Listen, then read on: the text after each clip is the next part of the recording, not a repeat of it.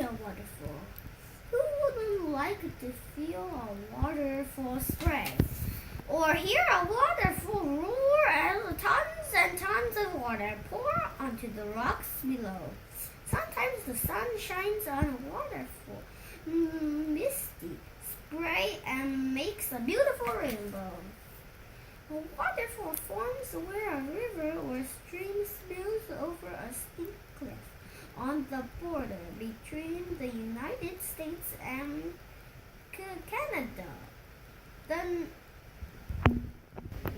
Niagara River drops more than 550 feet, 46 meters, to form Niagara Falls.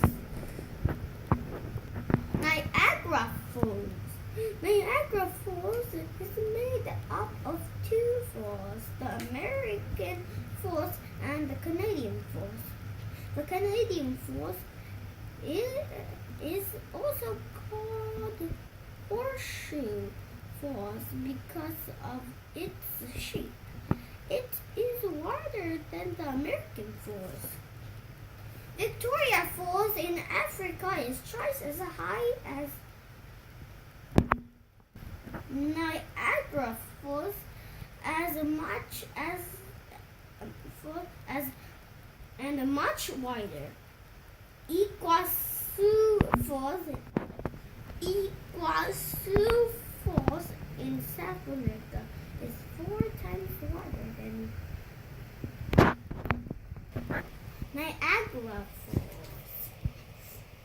The highest waterfall in the world is Angel Falls in Venezuela, South America. It falls more than half a mile, but it is very narrow. Few people see Angel Falls because it lies deep in the rainforest. Another very high waterfall is Upper Yosemite Falls. It can be enjoyed by people who visit Yosemite National Park in California. Yosemite National Park in California. The waterfalls we see today have not always existed. Niagara Falls formed about 10,000 years ago. As the Niagara River followed, it wore away the soft layers of rock below it. Only the hardest types of rock remain.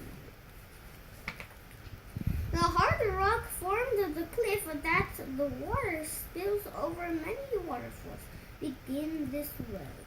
A cliff in a river's path may also be formed by a moving sheet of ice called a glacier.